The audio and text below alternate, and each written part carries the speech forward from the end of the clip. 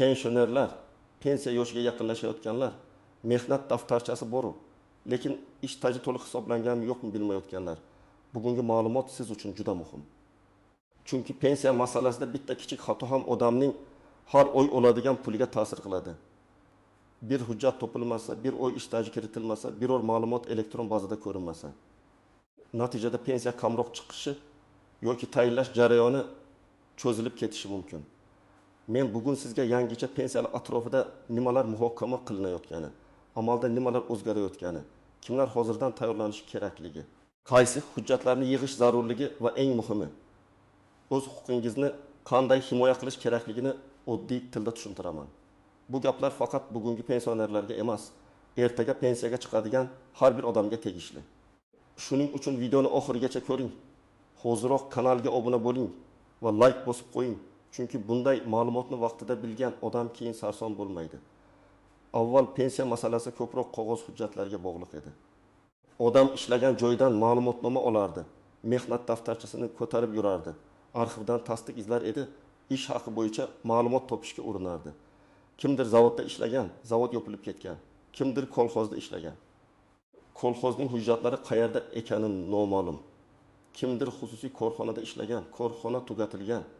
Natijada odam haqiqatan ham ishlagan bo'lsa ham, buni isbotlash masalasi uning yelkasiga tushib qolardi. Endi esa tizim asta-sekin elektronlashmoqda. Ya'ni pensiya tayinlashda davlat organlari turli bazalardan ma'lumot oladi. Ish staji, soliq to'lovlari, ijtimoiy to'lovlar, ish beruvchi bergan ma'lumotlar.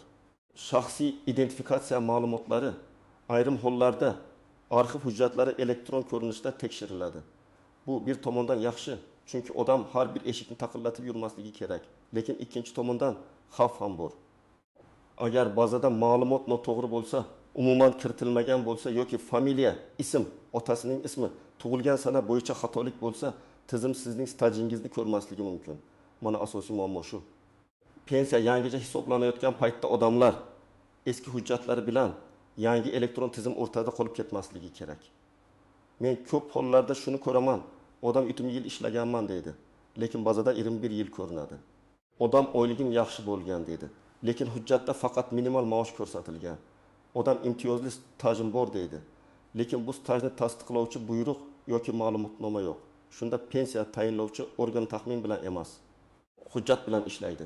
Avval pensiya tayinlashda asosiy hujjatlardan biri mehnat daftarchasi edi. Mehnat daftarchasida qayerda, qachon ishga kirganingiz, qachon bo'shaganingiz, lavozimingiz yozilgan bo'lsa, bu stajni tasdiqlovchi asosiy dalil hisoblangan. Lekin mehnat daftarchasidagi yozuvlar ham har doim ideal emas. Masalan, ishga qabul qilingan sana bor, lekin bo'shatilgan sana yo'q, yoki muhr xira, yoki korxona nomi o'zgargan. Lekin bu haqda izoh yo'q. Yoki vaqtincha ishchi deb yozilgan, lekin mehnat shartnomasi bo'lganmi yo'qmi noma'lum. Hozir esa ko'proq savol tug'iladi. Shu davrda siz uchun ijtimoiy to'lovlar yoki tegishli ajratmalar amalga oshirilganmi? Ish beruvchi sizni rasmiy ro'yxatdan o'tkazganmi? Soliq va bandlik tizimlarida ma'lumot bormi? Agar odam keyingi yillarda rasmiy ishlagan bo'lsa, ma'lumotni topish osonroq. Lekin 1990 yillar, 2000 yillarning boshida korxonalar qayta tashkil bo'lgan davrlarda ishlaganlar uchun muammo ko'proq uchraydi. Yana bir o'zgarish shuki, pensiya faqat yoshga qarab beriladigan oddiy to'lov emas, balki odamning ish staji, daromadi, to'langan badallari va hujjatlari bilan bog'liq murakkab hisob-kitobga aylanib bormoqda. Kelajakda pensiya tizimida kim qancha rasmiy ishlagan, kim uchun qancha to'lov qilingan, kimning shaxsiy hisobida qanday ma'lumot yig'ilgan degan savollar yanada muhim bo'ladi. Shuning uchun bugun pensiya chiqmagan odam ham hozirdan o'z mehnat tarixini tekshirishi kerak. Birinchi navbatda pensiya yoshiga 3 yil qolganlar tayyorlanishi kerak. Men bunday odamlarga doim aytaman. Pensiya arizasini topshirish kuni hujjat yig'ishni boshlamang. Chunki arxivdan ma'lumot olish bir kunda bo'lmaydi. Korxona tugatilgan bo'lsa, hujjatlari tuman arxivida bo'lishi mumkin, viloyat arxivida bo'lishi mumkin, ba'zan boshqa tashkilotga topshirilgan bo'ladi. Sizga kerakli hujjat topilguncha oylar o'tishi mumkin. Ikkinchi toifa. Sovet davrida yoki 1930 yillarda ishlaganlar. Masalan, bir ayol 1970 yilidan 1937 yilgacha tikuv fabrikasida ishlagan. Fabrika hozir yo'q. Mehnat daftarchasida yozuv bor, lekin muhr yaxshi ko'rinmaydi. Agar pensiya organi qo'shimcha tasdiq so'rasa, ayol arxivga murojaat qilishi kerak bo'ladi. Agar u buni oldindan qilsa, pensiya tayinlashda muammo qolmayadi. Agar pensiya yoshiga yetgandan keyin boshlasa, to'lov kechikishi yoki vaqtincha kam hisoblanishi mumkin. Uchinchi toifa ko'p joyda ishlaganlar. Masalan, bir erkak 5 yil qurilishda, 3 yil fermer xo'jaligida, 7 yil xususiy firmada, 10 yil davlat tashkilotida ishlagan. Har bir joy bo'yicha hujjat to'liq bo'lishi kerak. Bitta korxona ma'lumoti yetishmasa, umumiy staj kamayadi. Staj kamaygani pensiya miqdoriga ta'sir qilishi mumkin. Ayniqsa minimal talab darajasiga yaqin odamlar uchun bu juda sezilarli. 4-toifa ayollar, ayniqsa farzand parvarishi ta'tilida bo'lganlar. Bu davrlar qanday hisobga olinadi? Qaysi hujjatlar bilan tasdiqlanadi? Bola tug'ilganligi haqidagi guvohnoma, ish joyidan buyruqlar, ta'tilga chiqish va qaytish sanalari muhim bo'lishi mumkin. Ba'zi ayollar men uyda bola bilan o'tirganman, baribir hammasi avtomatik hisoblanadi deb o'ylaydi. Lekin har bir davrning o'z tartibi bor. Hujjat bilan tasdiqlash kerak bo'lgan holatlar uchraydi. 5-toifa norasmiy ishlaganlar, bu eng og'riqli masala. Odam 10 yil ustachilik qilgan, savdoda turgan, bozorda ishlagan, lekin rasmiy shartnoma bo'lmagan. U haqiqatan ham mehnat qilgan, lekin pensiya hisobida bu davr ko'rinmasligi mumkin. Shuning uchun hozir ishlayotganlar uchun eng katta maslahat, rasmiy ishlang, shartnoma talab qiling. Ish beruvchidan to'lovlar qilinayotganini tekshiring. Bugungi qo'lga naqd oylik ertangi pensiyada katta yo'qotishga aylanishi mumkin. Agar siz butun umr rasmiy davlat tashkilotida ishlagan bo'lsangiz, mehnat daftarchangiz to'liq bo'lsa, barcha davrlar aniq ko'rsatilgan bo'lsa, oxirgi yillarda elektron tizimlarda ma'lumotlaringiz to'g'ri yuritilgan bo'lsa, sizda xavf nisbatan kamroq. Lekin kamroq degani umuman tekshirmasa ham bo'ladi degani emas. Chunki hatto davlat tashkilotlarida ham texnik xatolar uchraydi. Agar siz allaqachon pensiya olayotgan bo'lsangiz, lekin pensiyangiz juda kam chiqdi deb o'ylasangiz, siz ham tekshirishga haqlisiz. Sizda odam pensiyaga chiqqanda shoshilgan, mavjud hujjatlar asosida pensiya tayinlangan, keyin esa qo'shimcha stajni tasdiqlovchi hujjat topilgan. Bunday vaziyatda qayta hisoblash masalasi ko'tarilishi mumkin. Albatta har bir holat alohida o'rganiladi, lekin pensiya bir marta tayinlandi, endi hech narsa o'zgarmaydi deb o'ylash to'g'ri emas. Tasavvur qiling, Bahrom aka 6000 yoshga yaqinlashmoqda. U jami O'rmakdagi yil ishlaganman deb hisoblaydi. Lekin hujjatlarni tekshirganda 1994 yildan 1992 yilgacha bo'lgan 4 yil bo'yicha ma'lumot noaniq chiqdi. Mehnat daftarchasida yozuv bor. Lekin korxona muhrida nom to'liq o'qilmaydi. Agar bu 4 yil tasdiqlanmasa, rasmiy staj 24 yil bo'lib qoladi. Pensiya hisobida har bir yilning ahamiyati bor. Ba'zi holatlarda bir necha yil staj pensiyani sezilarli oshirishi mumkin. Bahrom aka pensiyaga chiqishidan 2 yil oldin arxivga murojaat qilsa, hujjat topib ulguradi. Ammo oxirgi oyda murojaat qilsa sarson bo'ladi. Yana bir misol. Malika opa 20 yil maktabda ishlagan, keyin 8 yil xususiy o'quv markazida dars bergan. Maktabdagi staji aniq, lekin o'quv markazi davrida ish beruvchi uni yarim stavka qilib ko'rsatgan yoki ayrim yillarda to'lovlarni to'liq qilmagan bo'lishi mumkin. Malika opa qo'lga olgan pulni eslaydi, lekin pensiya tizimi qo'lga olingan pulga emas, rasmiy hujjat va to'lovlarga qaraydi. Agar u hozir soliq va mehnat ma'lumotlarini tekshirsa, xatoni vaqtida ko'radi va ish beruvchidan tuzatish talab qilish imkoniyati bo'ladi. 3-misol. Otabek aka chet elda ishlagan. U men 12 yil Rossiyada ishladim, demak pensiyamga qo'shiladi deb o'ylaydi. Bu yerda juda ehtiyot bo'lish kerak. Chet elda ishlagan davrlar avtomatik tarzda har doim ham qo'shilavermaydi. Davlatlar o'rtasidagi kelishuvlar, rasmiy ish, to'langan badallar, tasdiqlovchi hujjatlar, tarjima va legalizatsiya masalalari bo'lishi mumkin. Agar odam chet elda norasmiy ishlagan bo'lsa, uni pensiya stajiga qo'shish qiyinlashadi. Shuning uchun chet elda ishlayotganlar ham shartnoma, ish haqi varaqasi, sug'urta badali bo'yicha ma'lumotlarni saqlashi kerak. 4-misol. Dilbar opa 5 farzandni tarbiyalagan, turli yillarda ishlagan va farzand parvarishi sabab ish faoliyatida tanaffuslar bo'lgan. U pensiyaga hujjat topshirayotganda bolalarning tug'ilganlik guvohnomalari, ish joyidagi ta'til buyruqlari, mehnat daftarchasi va boshqa tasdiqlar kerak bo'lishi mumkin. Agar bir farzandning hujjatida familiya o'zgargan bo'lsa, nikoh guvohnomasi yoki familiya o'zgarishini tasdiqlovchi hujjat ham talab qilinishi mumkin.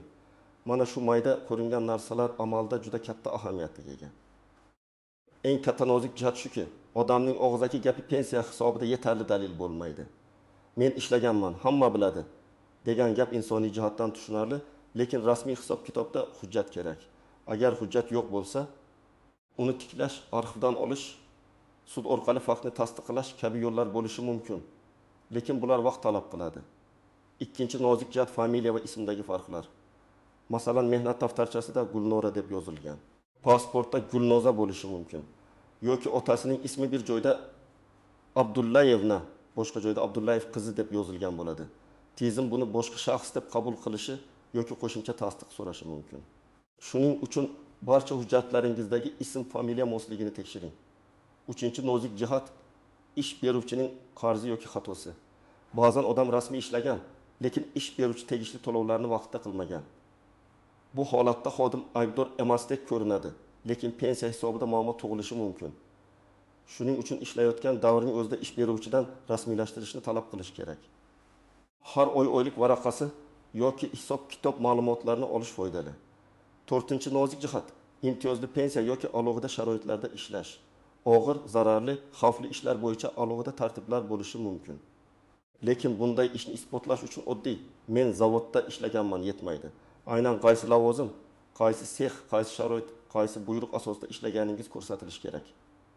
Masalan, bir korxonada hamma ishchi imtiyozli stajga kirmasligi mumkin. Kimdir zararli sexda ishlagan, kimdir omborxonada. Shuning uchun lavozim nomi va ish sharoiti hujjatda aniq bo'lishi kerak. 5-nozik jihat. Pensiya miqdori oshishi bilan bog'liq kutishlar. Odamlar ko'pincha yangicha pensiya bo'ladi ekan, demak hammaga birdan ko'p pul qo'shiladi deb o'ylaydi. Men buni aniq aytaman. Har qanday o'zgarish ham avtomatik katta oshirish degani emas.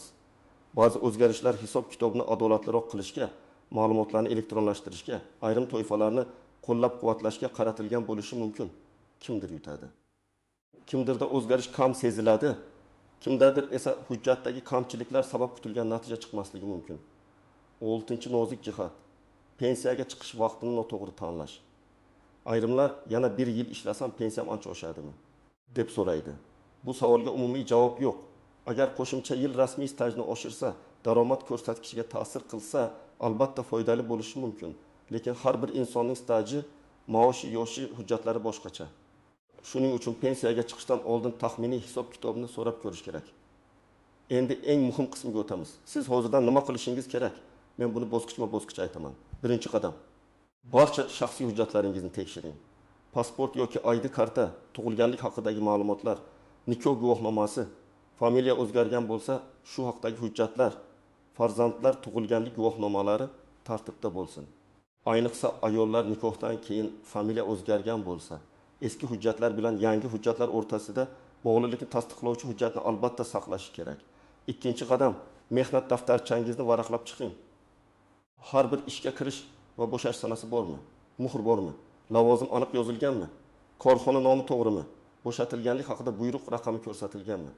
Agar biror joyda bo'shliq bo'lsa, hozirdan o'sha tashkilotga yoki uning huquqiy vorisiga murojaat qiling. 3-qadam, elektron ma'lumotlaringizni tekshiring.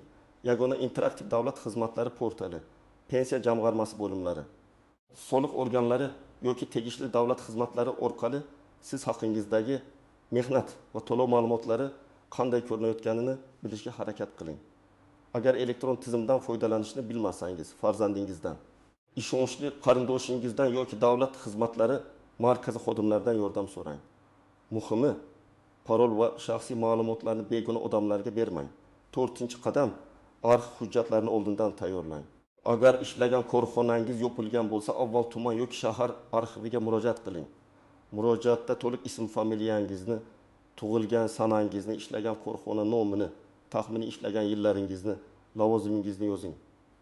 Agar korxona nomi o'zgargan bo'lsa, eski va yangi nomlarni ko'rsatishga harakat qiling. Men 1932-1933 yillarda falon korxonada ishlaganman. Ish staji va ish haqi bo'yicha arxiv ma'lumotnomasi berishingizni so'rayman deb aniq yozish kerak. 5-qadam, ish haqi bo'yicha ma'lumotlarni yig'ing. Pensiya hisobida faqat staj emas. Ayrim holatlarda ish haqi ma'lumotlari ham ahamiyatli bo'ladi. Eski ish joyidan ish haqi to'g'risida ma'lumotnoma olish imkoniyati bo'lsa, oling.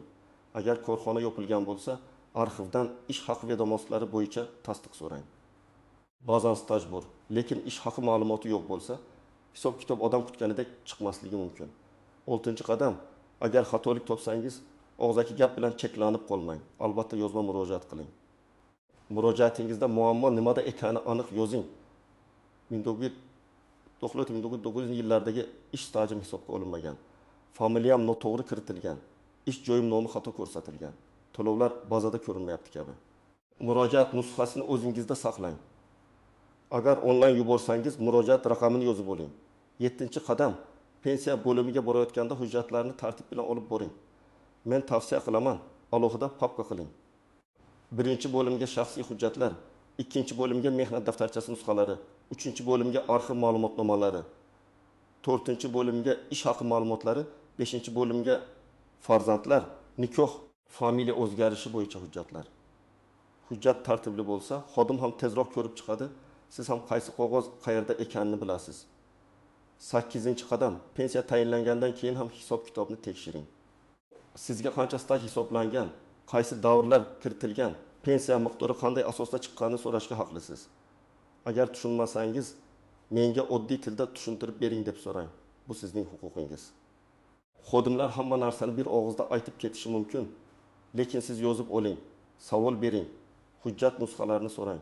9-qadam, qo'shni, qarindosh yoki tanishning gapiga qarab ish qilmang. Falonchi shunday qilib pensiyaga chiqibdi. Pistonchi hujjatsiz ham qo'shtiribdi. Bir odam aytdi. Hamma staj avtomatik qo'shilar ekan degan gaplar xavfli. Har bir holat alohida. Siz faqat rasmiy manba, pensiya organi, davlat xizmatlari markazi yoki malakali mutaxassis maslahatiga tayaning. 10-qadam, agar rad javobi olsangiz, uni yozma oling. Og'zaki bo'lmaydi degan gap bilan uyga qaytmang. Nima sababdan rad etildi? Qaysi hujjat yetishmayapti? Qaysi davr hisobga olinmadi? Qaysi norma asosida? Bular yozma bo'lsa, keyin shikoyat qilish, qo'shimcha hujjat topshirish yoki yuqori turuvchi tashkilotga murojaat qilish osonroq bo'ladi. Agar siz hali yosh bo'lsangiz yoki pensiyaga 10-20 yil bor bo'lsa, bu gaplar menga emas demang. Aksincha siz uchun eng muhim davr hozir. Chunki kelajak pensiyangiz bugungi rasmiy ish haqingiz, bugungi stajingiz va bugungi to'lovlaringiz asosida shakllanadi. Ish beruvchi sizga rasmiy minimal qolganini qo'lga beraman desa, bugun bu yoqimli ko'rinishi mumkin. Lekin ertaga pensiya hisobida siz minimal daromadli xodim sifatida ko'rinishingiz mumkin. Mehnat shartnomangiz bormi? Buyruq chiqarilganmi? Lavozimingiz to'g'ri ko'rsatilganmi? Oylik to'lovlari rasmiy o'tganmi? Bularni tekshiring. Ayniqsa xususiy sektorda ishlayotganlar ehtiyot bo'lsin. Keyin to'g'rilab beramiz degan va'da har doim ham bajarilmaydi. Korxona yopilib ketsa, rahbar o'zgarsa, hujjat yo'qolsa, keyin isbotlash sizga qiyin bo'ladi. Agar siz allaqachon pensiya olayotgan bo'lsangiz, har bir oshirish, indeksatsiya, qayta hisoblash, qo'shimcha imtiyozlar bo'yicha rasmiy e'lonlarni kuzating. Lekin firibgarlardan ehtiyot bo'ling. Pensiyangizni oshirib beraman. Hujjatlaringizni pul evaziga to'g'rilayman. Kartangiz ma'lumotini bering degan odamlarga ishonmang. Pensiya kartasi, SMS kodi, bank ilovasi, paroli hech kimga berilmaydi. Davlat organi hech qachon sizdan telefon orqali karta parolini so'ramaydi. Agar pensiyangiz noto'g'ri hisoblangan deb o'ylasangiz, avval hujjatlaringizni yig'ing, keyin pensiya bo'limiga yozma murojaat qiling. Mening 1993 yillardagi ish tajim hisobga olinmagan bo'lishi mumkin. Ushbu davrini tekshirishingizni so'rayman deb aniq yozing. Agar qo'lingizda arxiv ma'lumotnomasi bo'lsa, nusxasini ilova qiling. Har bir ilova ro'yxatini yozib qo'ying. Demak, yangicha pensiya deganda eng avval hujjatlar, elektron ma'lumotlar, rasmiy staj. Ish haqi va shaxsiy ma'lumotlar aniqligi muhim bo'lib bormoqda.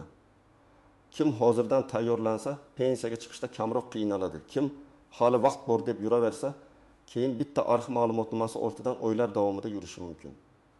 Men sizga aniq maslahat beraman. Bugunoq mehnat daftarchangizni tekshiring, hujjatlaringizni tartiblang, elektron ma'lumotlaringizni ko'ring, yopilgan korxonalar bo'yicha arxivga murojaat qiling. Xatolik bo'lsa, yozma tuzatishni talab qiling. Pensiya bu sadaqa emas, bu sizning ko'p yillik mehnatingiz evaziga oladigan qonuniy huquqingiz. Huquqni esa hujjat bilan himoya qilish kerak.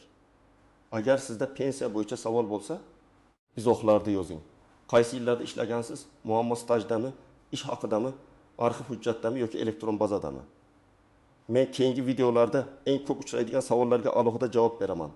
Videoni foydali deb bilsangiz, like bosing, yaqinlaringizga yuboring va kanalga obuna bo'ling. Chunki pensiya masalasida bir kun oldin bilgan ma'lumot bir necha yillik sarsonlikning oldini olishi mumkin.